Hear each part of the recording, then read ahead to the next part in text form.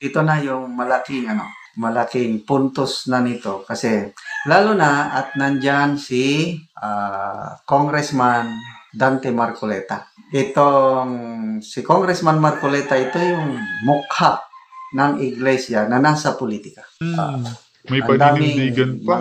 Mga iglesia ni Cristo na pumupuri. Kahit hindi iglesia ni Cristo, kahit anong religious affiliation, madami ang pumupuri ngayon kay Congressman Marcoleta sa kanyang prinsipyo. Pinag-iisipan niya pa kung tatakbo siyang senador o mayor. Ako naman, ang payo ko, ever since ako siyang mayor. Pero para makita natin kung nananatili yung kanyang katanggap-tanggap na rating. What's up mga kababayan? News That Matters here. Dito sa video natin ngayon ay ating panonoorin sina General Macanas at Attorney Panelo mga kababayan. Very wise move itong ginawa ni VP Sara na kung saan ay nagkaroon ng courtesy call sa pagitan ng Vice Presidente at ang tagapamahala ng Iglesia ni Cristo na si Ka Eduardo V. Manalo. Na ano kaya ang pinag-usapan nila no mga kababayan na mukhang dito pa lamang aburido na sina Tamba, Bong at Liza sapagkat hindi nila inakala na gagawin ito ng Vice Presidente. Na kung titignan mga kababayan ay malaking porsyento din ang bilang ng boto ng mga INC. At karamihan ata sa kanilang mga dinadala pagdating sa eleksyon talaga nga namang nananalo. Iba ka talaga VP Sara Duterte. Pero bago ang lahat mga kababayan, huwag niyo po sana kalimutang mag-like at subscribe para updated ka sa mga uploads ko araw-araw. At kung maaari mga kababayan, no skip ads po tayo sapagkat malaking tulong po ito. At yun na nga mga kababayan, dagdag pa rito mga kababayan na bali-balita sa loob ng kanilang gusaling sambahan, sinabihan ang mga miyembro ng INC na huwag makisali o makisama sa isinusulong na PI o People's Initiative nila Tambalos, Liza, Bonget sapagkat ayaw ng mga taga-INC na magkaroon ng pagkabahabahagi o pagkawatak-watak lalo na kung ang usapin politika na buong magtiwala na lamang sa leader na inatang na si Ka Eduardo V. Manalo kung ano ang magiging pasya sapagkat alam nito kung ano ang mas makakabuti para sa mga kaanib ng Iglesia ni Cristo at para sa bayan. Na paano ba yan, Bonget, Liza, Tambalos? Doon pa lang na hindi pinapayagan ang mga INC na makisali sa tinatawag niyong People's Initiative, tablado na kayo. Na mukhang may alam sila sa mga nangyayari sa loob ng gobyerno. Na dapat lang mga kababayan, kitang-kita naman ang korupsyon. Kahit news blackout na o bayaran na ang mga media. Kung kaya naman hindi ko na patatagalin pa, heto na ang buong video. Magandang araw mga kaibigan. Pag-usapan natin ang pag-courtesy call ni VP Inday Sara sa Executive Minister ng Iglesia ni Cristo, Eduardo Manalo kahapon. Muling nag-courtesy call si Vice President Sara Duterte sa Executive Minister ng Iglesia ni Cristo kahapon. Narito pong detalye. Alas 3 ng hapon nang dumating si Vice President Sara sa Iglesia ni Cristo Central Office sa lungsod ng Quezon. Kinagawa ng mga lider ng bansa ang pagbisita sa Central Office, panahon man ng eleksyon o hindi, upang magbigay pugay sa mga naitutulong ng iglesia sa ating lipunan. Matatandaan na halos eksaktong isang taon ang nakalipas nang pangalawang Pangulo ay nag-courtesy call sa Executive Minister, ang kapatid ni Eduardo V. Manalo. Samantala sa isinagawang pagdalaw kahapon, patuloy niyang kinilala ang mga makabuluhang proyekto na iglesia, kabilang sa mga ito ang mga paglingap sa ating mga kababayan, lalo na sa panahon na matitinding kahirapan at mga kalamidad. Ang ganitong programa ay hindi lamang matagumpay na naisasagawa ng Iglesia ni Cristo sa ating bansa. Hindi naman may pagkakaila mga kababayan na kung pagdating lang naman sa paglilingap number 1 talaga ang INC na isama mo pa ang kanilang malakas na pagkakaisa bilang kaanib. Kundi maging sa iba't ibang panig ng mundo, lalo't kapag sumasapit ang buwan ng Oktubre, kung kailan isinasagawa ang worldwide lingap sa mamamayan.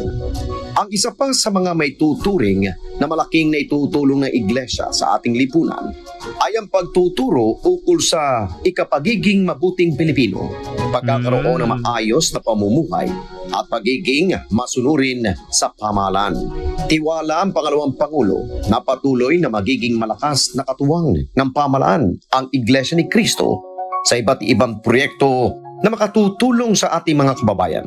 Bukod sa pagpupugay at pagpapasalamat ni VP Sara, ay pinaabot din niya ang kanyang mabubuting hangarin para sa kapatiran ng Iglesia ni Cristo. Okay, so last year, sabi ng Net25, exactly 1 year ago, nag-courtesy call si VP Sara sa executive minister ng Iglesia. Ngayon, inulit na naman niya. Ito ang palatandaan na itong si VP Sara is yung pakikipagkapota, pakikisama, yung bigla niya na gulantang ang lahat nung bigla niyang bisitahin si ex-VP Leni Robredo. So, ano ba ito? May niluluto ba yung dalawa? Bakit? Nagulantang noong taong Bigla niyang bayan. binisita. Naging issue. Ang daming nag-react yung pag-visit ni VP Sara kay ex-VP Leni Robredo. Nagalit ang mga dilawan. So, ito ulit. Ano sa tingin nyo? Wise move ba ito? Malayo pa ang 2028. Hindi pa naman sigurado, hindi pa nag-announce na tatakbo. Kaya lang, itong ginagawa niya to, madalas siyang magbisita sa mga ganyan. It shows her, yung pakikipagkapatao. Kasi may mga iba dyan na sa kanilang lalapit pag may kailangan na. At ganyan din ang ginagawa ngayon ni VP Sara, mga kababayan, no? Na mas mainam nga ang kanyang ginawa na ngayon pa lang nag-courtesy call na sa tagapamahala ng INC na si Ka Eduardo. At ang nakakatuwa pa dun, mga kababayan, ang tagapamahala nila mismo, no? Sinabihan ang mga miyembro nito na huwag makisama sa isinusulong nila Tambalos Liza Bongit na People's Initiative o PI. Na sinabihan sila na umiwas sa pagkakaroon ng pagkabahabahagi, lalo na pagdating sa usaping politika. So, ito yung nakikita ko kay VP Sara. Palagi siya nagbibisita.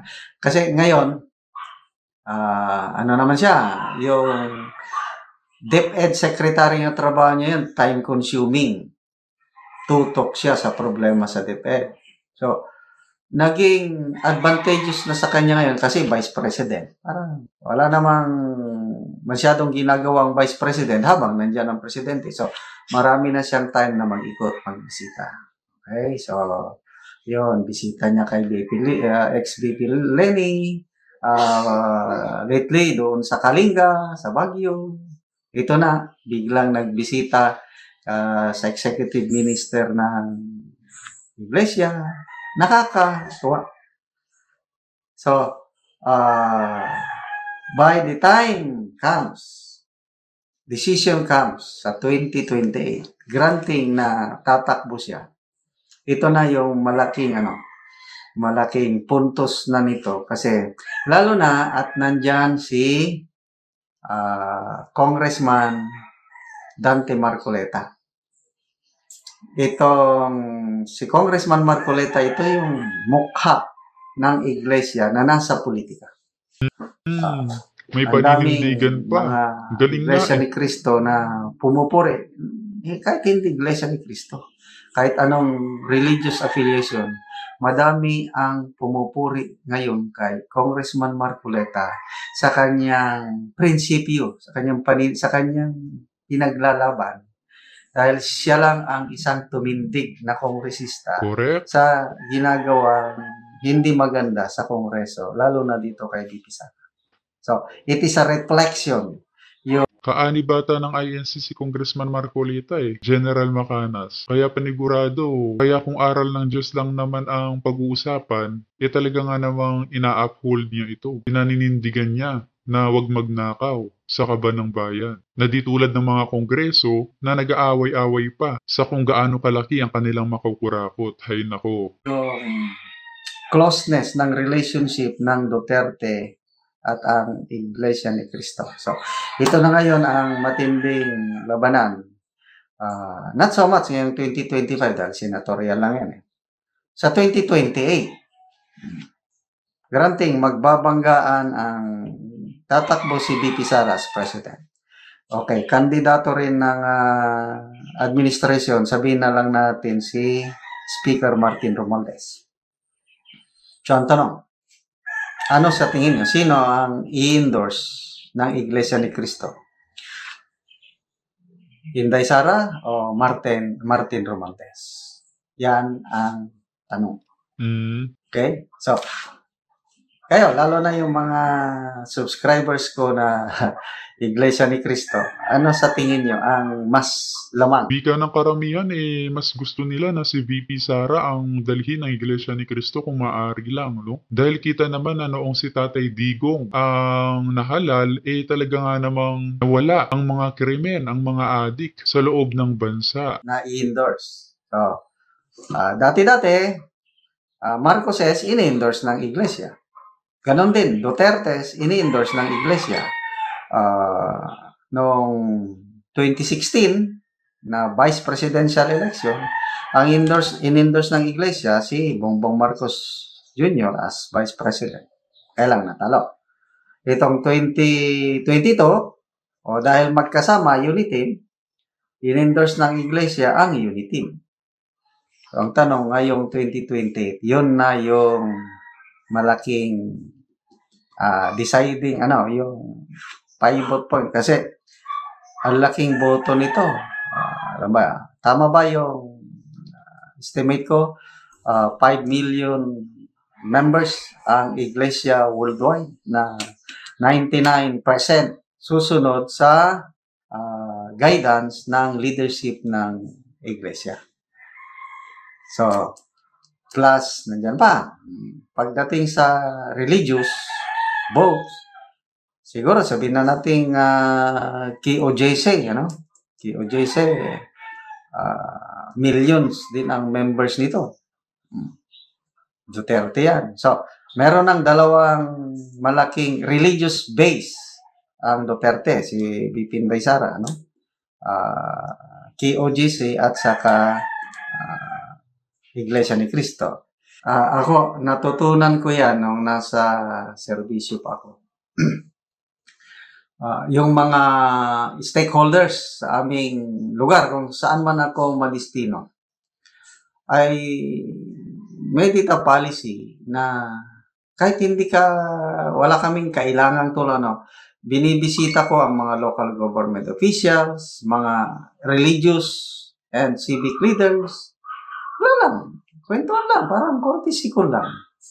So, dahil sa palaging pagbisita na ganyan na ginagawa ko noon, pagdating na ng kahit hindi pa ako nagre-request ng tulong, sila na ang nagtatanong na, ano bang maitulong namin, sir?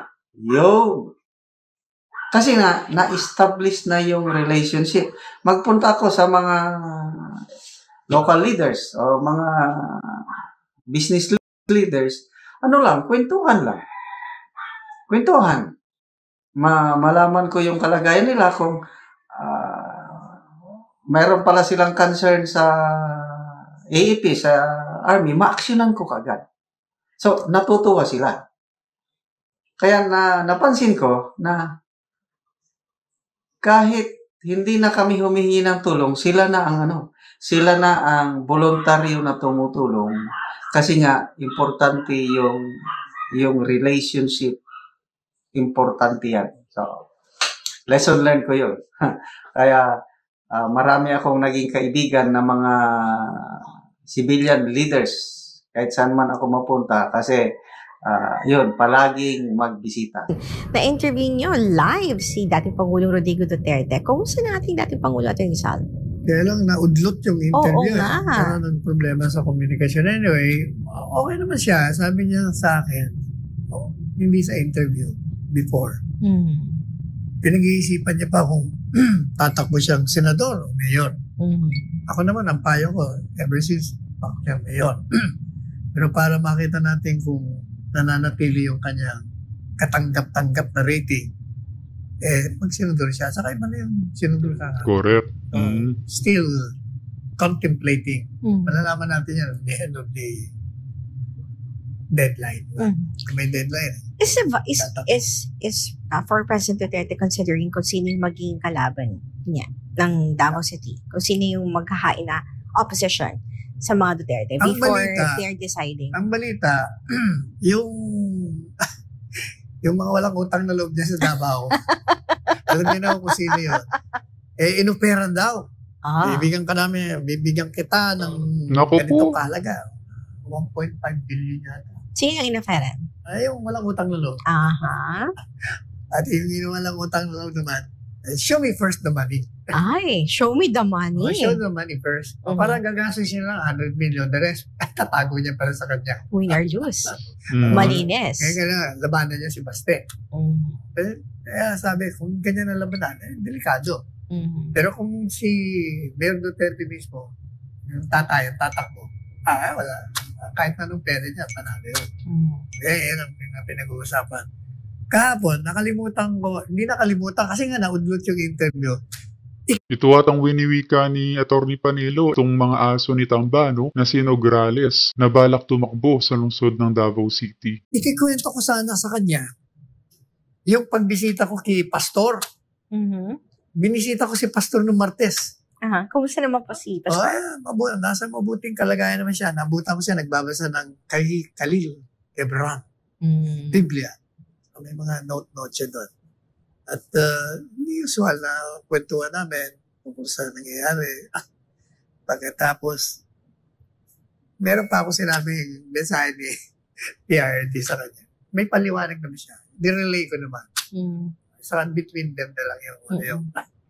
But anyway, sabi ko kay Pastor, of course, positive siya.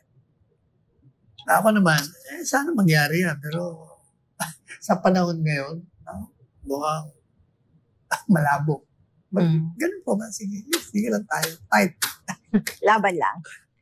Nakita na po yung mga text messages mula sa ating mga kababayan from an avid viewer. Sabi niya, a few more days na lang to. Attorney Sala, ito yung paghahain ng COC. Sabi niya, to go, sabi niya, to your mark, get set go, FPRRD for Senator. Still the only Duterte leading voter preference for senatorial surveys. PDP's best bet to win in the Senate. The only one who can toe the line to protect his allies for a guaranteed seat as support for Vice President Sara Duterte. Go, De La Rosa, Marcoleta, et al. The country needs him desperately. Age is just a number.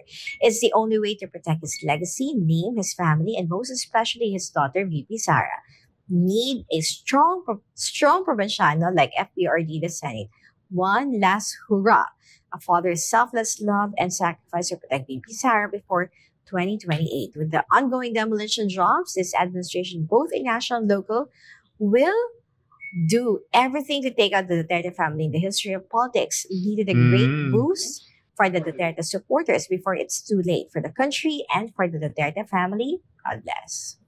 Never yung it's too late. Palagi hindi too late. Pwedeng gawa ng paraan yan. Kailangan talaga tumakbo siya kung ako tatanungin sa ngayon. Senador. Kasi hindi mo naman maasahan yung mga tumatakbong senador yan. Ay, batiin natin si President Duterte if he is watching right now or any of the Dutertes. Ito po yung mga text messages ng mga kababayan. Saka alam mo, yung mga tumatakbo, kaya nung isa, napanood ko kanina, ini-interview na isang broadcaster. Kaya raw siya tatakbo. Tutuloy niya yung laban niya sa mabantayan niya yung anding ng gobyerno na nasa tama. Para ko nang batukan eh. Bakit? Pero mo itong taong itong tumatakbo senador. Dati na siya senador eh. Babantayan niya rin yung funding ng gobyerno pero siyang promotor nagumasa sa gobyerno ng 28 na bilyones para magpatayo ng building. Saan man? That's so hypocritical on his part. Yung isa naman, sabi daw ng kanyang kapatid, okay lang, independent siya. Pero hindi naman totoo, independent ito. Ginagamit niya lang yung dalawang panig, yung grupo ng Marcos, grupo ng Duterte, para manalo siya. Pero sa totoo lang, wala ho. Walang pag-asa itong mga ito. Walang mangyayari dito. Kaya lang, gaya na sinabi natin, hanggang ang elektorado kulang po sa formal na edukasyon. Talagang, mukhang ito rin ang mga lalabas. Meron pang isa dyan, may sakit na nga, sige pa. Attorney Sal, from Edwin. Sino kaya yun, mga kababayan? Ipitikin ko ito. Shhh! Pahinga ka na lang kasi. Nagpagaling ka.